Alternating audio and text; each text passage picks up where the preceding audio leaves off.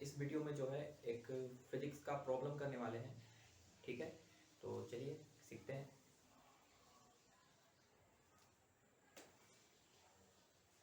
Question है कि एक स्मूथ हॉरिजॉन्टल सरफेस है, ठीक है ना, सॉरी स्मूथ नहीं है, रफ हॉरिजॉन्टल सरफेस है और यहाँ पे दो ठो ब्लॉक पड़ा हुआ है। एक ब्लॉक है जिसका मास है m1, एक और ब्लॉक है जिसका नाम है m2 और ये दोनों m1 और m2 दोनों ब्लॉक्स हैं। इनको एक स्प्रिंग के मदद से जो है जोड़ा गया है, जिसका स्प्रिंग कांस्टेंट k है और इनिशियली जो है वो कैसे था, नेचुरल लेंथ पे था। पूरा इनिशियली जो सिस्टम था, इनिशियली वो रेस्ट पे था। पूरा system, all system is initially at rest. और दो ठो ब्लॉक्स हैं m1 और m2 और इन m1 ब्लॉक और ये सरफेस जो है और m2 ब्लॉक और ये जो सरफेस है इसके बीच में कोएफिशिएंट ऑफ फ्रिक्शन दिया हुआ है म्यू। सवाल में दिया हुआ है कोएफिशिएंट ऑफ फ्रिक्शन कितना, म्यू दिया हुआ है। ठीक है, अब हुआ क्या कि इस m2 ब्लॉक पे एक फोर्स लगा गया F, एक फोर्स लगाया गया कितना F, ऐसे एक फोर्स लगाया गया F। तो बताना है कि find the minimum value of F so that block A1 just about to move। ठीक है, जस्ट अबाउट टू मूव मतलब F कितना होना चाहिए कम से कम ताकि M1 जो हो वो जस्ट मूव करने वाला हो। ठीक है, ये हमारा सवाल है, तो जिसे ट्राई करना हो कर सकते हैं। चलिए हम बताते हैं, आराम से समझिएगा। यहां पर हमको जो है F का मिनिमम वैल्यू बताना है जिससे कि M1 ब्लॉक जो है वो जस्ट मूव करना शुरू करेगा। अब एक बात बताइए कि जब F को हम बढ़ाएंगे, जब हम F को जो है बढ़ाएंगे, तो बता रहे थे कि जैसे जैसे हम F बढ़ाएंगे, जैसे जैसे हम लोग F बढ़ाएंगे होगा क्या, समझिएगा। यहां पर कोएफिशिएंट ऑफ फ्रिक्शन दिया है म्यू, इस m2 पर नॉर्मल डायरेक्शन लगेगा ऊपर की तरफ और इस पे ग्रेविटेशनल फोर्स लगेगा m2 जी नीचे। ठीक है, और जैसे जैसे हम फोर्स बढ़ाएंगे तो इनके पीछे और इनके बीच में जो सरफेस है वो कैसा है, रफ दिया हुआ है। अगर सरफेस रफ है तो इस पे जो है फ्रिक्शन लगेगा। कौन सा फ्रिक्शन लगेगा, क्योंकि इनिशियली रेस्ट पे था तो हमारा फ्रिक्शन लगेगा इस पे ऊपर की तरफ स्टैटिक्स। क्या लगेगा हमारा, स्टैटिक्स। अब जैसे जैसे हम लोग एक फोर्स बढ़ाएंगे वैसे वैसे m2 और ये जो सरफेस है उसके बीच में जो स्टैटिक फ्रिक्शन है वो बढ़ेगा। तो होगा क्या कि एक बढ़ाने से स्टैटिक फ्रिक्शन जो है m2 ब्लॉक पे वो बढ़ेगा। ठीक है, फोर्स बढ़ाते गए बढ़ाते गए बढ़ाते गए बढ़ाते गए तो स्टैटिक फ्रिक्शन भी क्या होता जाएगा, बढ़ते जाएगा।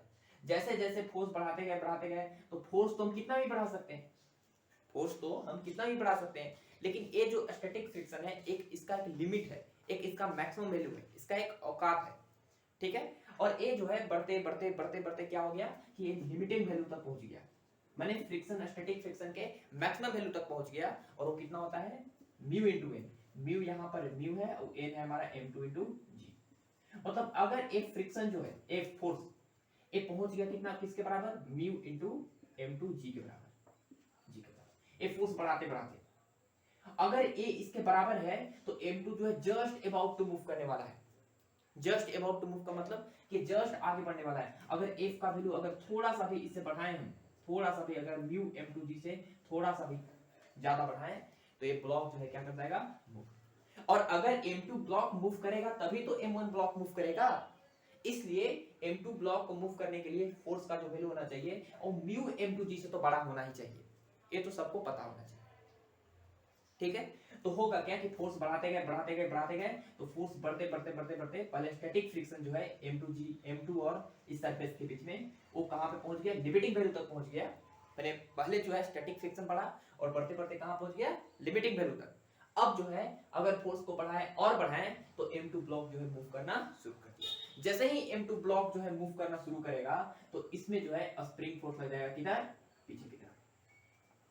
स्प्रिंग फोर्स, क्योंकि स्प्रिंग जो है वो नेचुरल लाइन पे है। अब ये ब्लॉक जैसे ही आगे जाएगा, समझिएगा, जैसे ही ब्लॉक आगे जाएगा तो इस M1 ब्लॉक, M1 जो सिस्टम है हमारा, यहाँ पे हमारा M1 ब्लॉक है और यहाँ पर हमारा M2 ब्लॉक है। मान लीजिए कि M2 जो है वो थोड़ा सा डिस्प्लेस हो गया x, तो स्प्रिंग तन गया, और जैसे ही स्प्रिंग तन गया तो होगा क्या, स्प्रिंग तन गया तो इस पे तरफ, आगे की तरफ जो है इस तरफ से डिस्प्लेसमेंट हुआ ऐसे, तो फोर्स लग गया कितना, k into x, ठीक है, फोर्स लग गया F का। अब जैसे जैसे हम फोर्स बढ़ा रहे हैं वैसे वैसे डिस्प्लेसमेंट बढ़ रहा है और डिस्प्लेसमेंट x बढ़ रहा है, तो बताइए कि यहाँ पे kx इधर लगा तो उसी तरह M1 पर भी kx किधर लगेगा, स्प्रिंग फोर्स इसको अपने तरफ पुल करेगा, इसको अपने तरफ पुल करेगा। तो जैसे जैसे हम फोर्स बढ़ाएंगे वैसे वैसे x बढ़ेगा, और x बढ़ेगा माने जो है एक्सटेंशन बढ़ेगा स्प्रिंग के अंदर, तो यहाँ पर स्प्रिंग फोर्स इधर बढ़ेगा। और अगर स्प्रिंग फोर्स बढ़ेगा यहाँ पे, जैसे ही M1 यहाँ पे इसको स्प्रिंग फोर्स जो है इसको अपने तरफ खींचेगा, तो इस पे नॉर्मल रिएक्शन ऊपर की तरफ है, ग्रेविटेशनल फोर्स M1 नीचे की तरफ है, और जैसे ही स्प्रिंग फोर्स जो है बढ़ना शुरू होगा तो इसके बीच में लग जाएगा पीछे की तरफ कौन सा friction, of course static friction. Static friction शुरुआत में कौन सा फ्रिक्शन लगेगा, स्टैटिक फ्रिक्शन। जैसे जैसे हम फोर्स बढ़ाते जाएंगे वैसे वैसे x जो है एक्सटेंशन स्प्रिंग के अंदर बढ़ते जाएगा, और जैसे जैसे स्प्रिंग के अंदर एक्सटेंशन बढ़ते जाएगा, इधर की तरफ स्प्रिंग फोर्स बढ़ते जाएगा, और इधर की तरफ स्प्रिंग फोर्स बढ़ने की वजह से इधर की तरफ स्टैटिक फ्रिक्शन भी बढ़ते जाएगा, ठीक है। बढ़ाते गए फोर्स को बढ़ाते एक ऐसा समय आया जब E k into x जो है वो कहां पहुंच गया, Fs के मैक्सिमम वैल्यू तक पहुंच गया। A वाला kx बढ़ते गया तो स्टैटिक फ्रिक्शन A वाला बढ़ते गया, और स्टैटिक फ्रिक्शन A वाला बढ़ने के कारण क्या हुआ कि A जो है वो कहां पहुंच गया, स्टैटिक फ्रिक्शन के मैक्सिमम वैल्यू पर पहुंच गया, ठीक है। और अगर kx का वैल्यू अगर स्टैटिक फ्रिक्शन के मैक्सिमम वैल्यू के बराबर है तो M1 ब्लॉक जो है वो जस्ट अबाउट टू मूव करने वाला रहेगा, और अगर kx का वैल्यू Fs मैक्सिमम से ज्यादा हो गया तो M1 ब्लॉक भी क्या कर जाएगा, मूव कर जाएगा। समझ गए। तो इस केस में हम बोल दिए कि k into x का वैल्यू जो है वो Fs के मैक्सिमम वैल्यू के क्या होना चाहिए, बराबर। k into x equal to Fs का मैक्सिमम वैल्यू कितना होगा, इसमें होगा μ1 μ n, यहाँ पे n है m1g के बराबर। यहाँ से एक्सटेंशन पता चल गया कितना, म्यू m1g बाई कितना, अगर इस स्प्रिंग के अंदर एक्सटेंशन जो है वो म्यू m1g बाई k हुआ तो ब्लॉक जो है M1 just about to move करने वाला रहेगा। क्लियर हुआ, जस्ट अबाउट टू मूव करने वाला रहेगा। समझ में आया, मतलब ऐसे कुछ इस तरह का सिनेरियो जो है डेवलप होगा, समझा रहे हैं इस तरह का। यहां पर ये हमारा M1 ब्लॉक है और यहां पर हमारा स्प्रिंग फोर्स है, और ये जो है वो डिस्प्लेस होके आगे हो गया x और ब्लॉक आ गया यहां पर M2।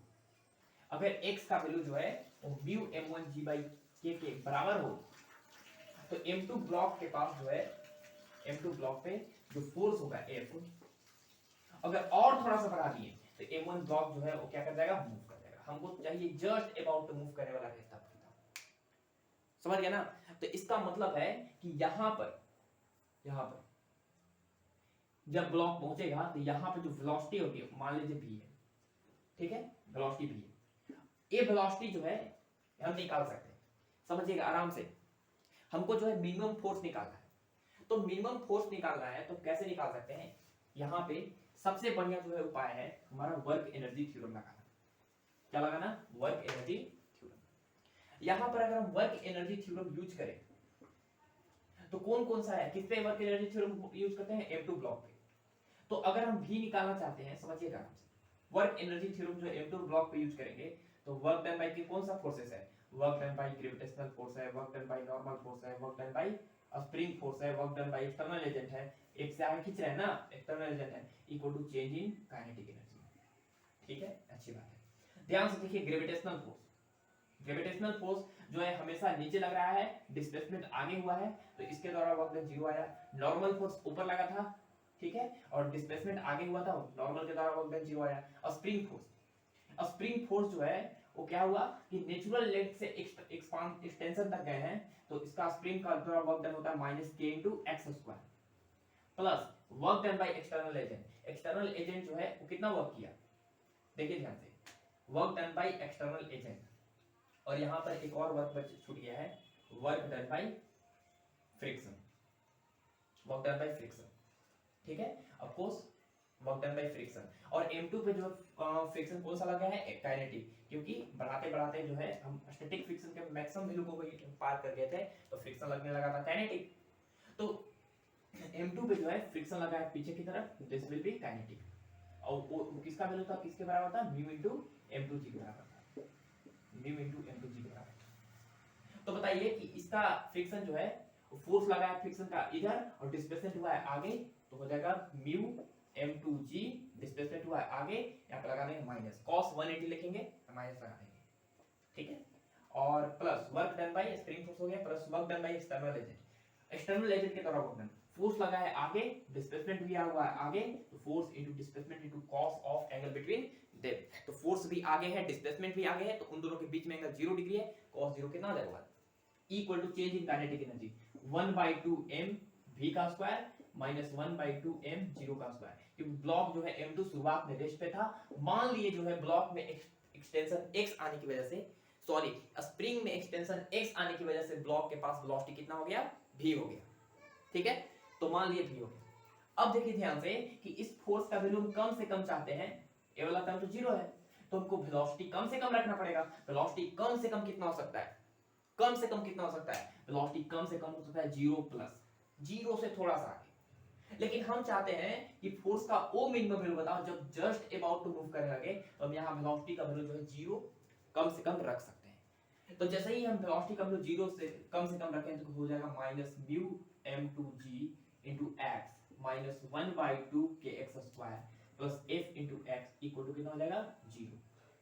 ये वाला हो जाएगा, वेलोसिटी की जगह 0 रखनी है, ठीक है, मूव करने के लिए 0 से ज्यादा होना चाहिए वेलोसिटी, ठीक है, और एक्सटेंशन का वैल्यू इससे थोड़ा सा ज्यादा होना चाहिए, तब जो है ब्लॉक जो है मूव करना शुरू करेगा। इस पे जस्ट मूव करने वाला है ब्लॉक, समझ गया ना। अच्छा देखिए ध्यान से, x एगो x एगो कैंसिल हो गया, एक और x कैंसिल हो गया, तो यहां से बन गया f बराबर माइनस म्यू m2 उधर चल जाएगा, माइनस उधर जाएगा तो प्लस में हो जाएगा, और माइनस 1/2 kx उधर चल जाएगा, तो 1/2 kx प्लस म्यू m2g। ध्यान से देखिए कि x का वैल्यू जो है पहले ही निकाल चुके थे, कितना, म्यू m1g बाई k, तो f का जो है मिनिमम वैल्यू पता चल गया हमारे पास, कितना, 1/2, k की जगह पे k को ऐसे रख दो, x की जगह पे म्यू m1g बाई k, और पहले से 2 है तो 2k plus plus mu m2g। ध्यान से देखिए कि यहां से k से k कैंसिल, और f मिनिमम पता चल गया मेरे पास, कितना, mu m1g by 2 plus mu m2g. This is the minimum force required to pull the block M1. ठीक है, ये था हमारा आंसर। चलिए, ऑल द बेस्ट।